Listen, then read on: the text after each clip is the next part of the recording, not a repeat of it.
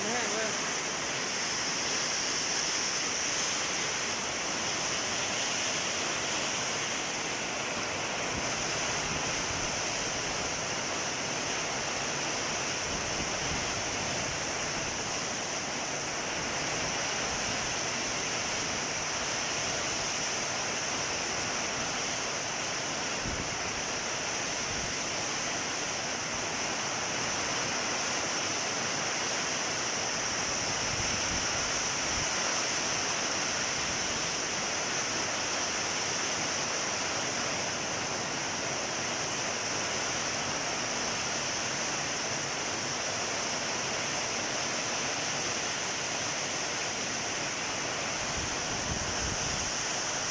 ตอนนี้ก็เวลา15 โมงเนาะพายุเข้าสารวัตรเนาะ15 โมงกับ3 โมงนี่แหละเดี๋ยวเขาเอง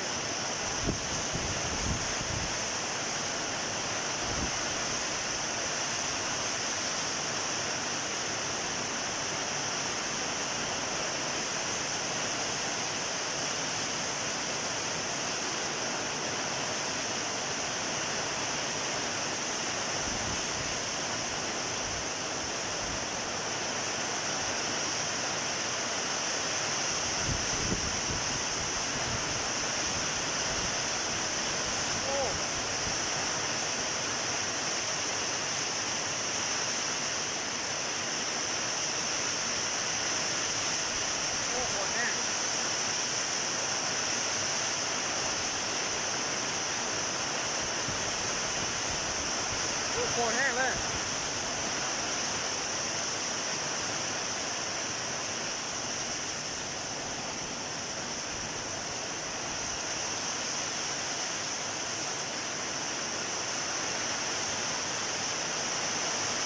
วันนี้วันที่23 เดือน 3ปี2019เนาะพายุมันเข้ามาพายุจากเวียดนามมาเลยเห็นเขา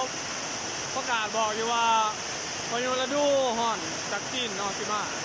ในที่สุดก็มาจนได้เนาะ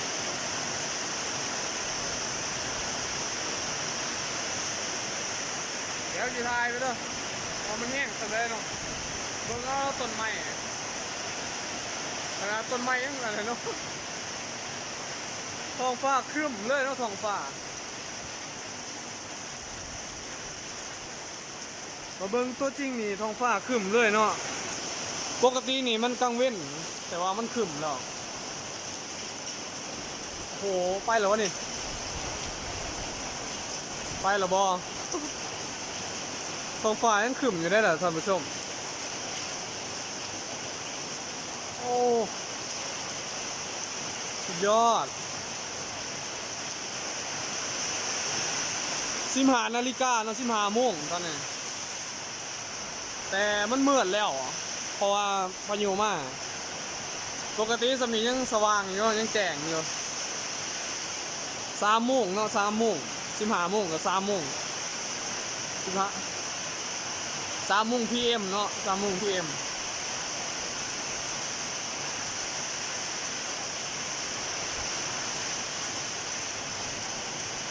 มันยังมืดจะได้นี่ท่านผู้ชม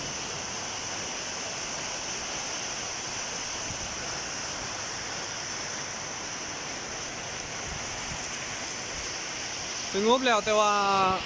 ฟ้ายังเหมือนลมยังมาอยู่พอคิดว่ายังสิมาอีกลูกหนึ่งมันประยุทธ์เท่านี้ดอกเนาะ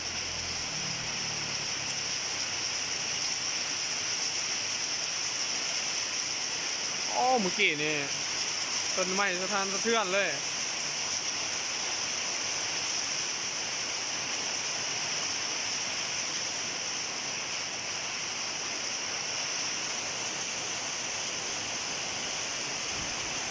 บอกไปเลยเนาะว่าตอนนี้กำลัง3 โมงเนาะ3 โมงแต่ว่ามันก็มืดแล้วอยู่ที่สารวัตรเนาะแข้งสารวัตร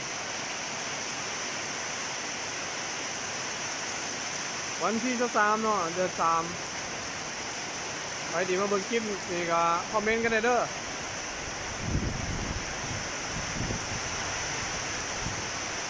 ไม่แล้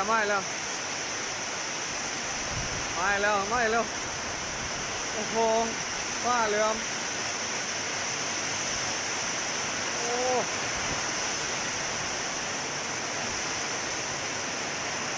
3 โมงเนาะ3 โมง3 โมงคือค่ำแล้ว อันตรายเนาะ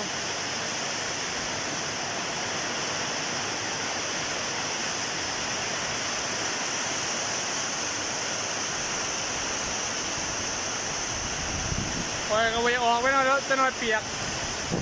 จะได้ลุงใหญ่มากปิ้ว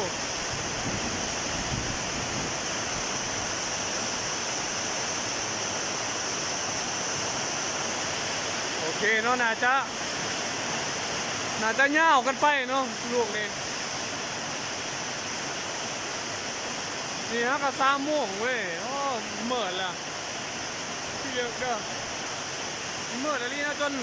จนประชาชนเขาไต่ไฟ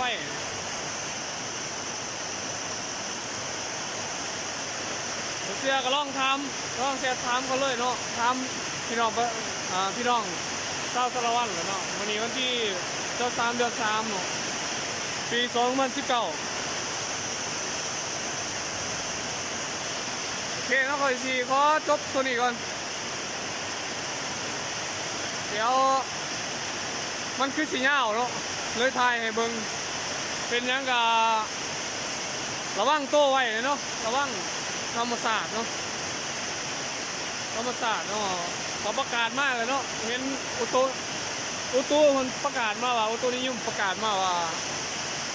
พายุฤดูร้อนสิมาเนาะมันก็มาเนาะแล้วก็คิดว่ามื้อนี้มาเลยเนาะแม่นเลยแหละเนี่ยโอ้โหฟ้าเย็ดเคไม่เห็นท่านผู้ชมโอ้ my god โอ้วู้คิดว่ามันสิพากูเนาะเย็ดเคโอ้โหอะไร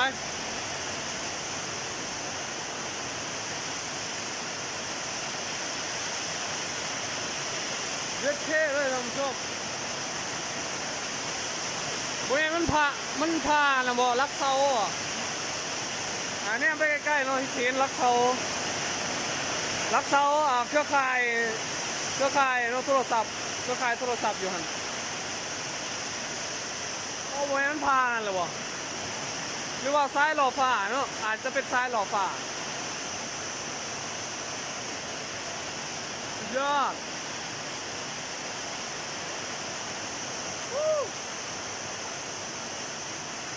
วันนี้ก่อนเดี๋ยวผ่าสิพา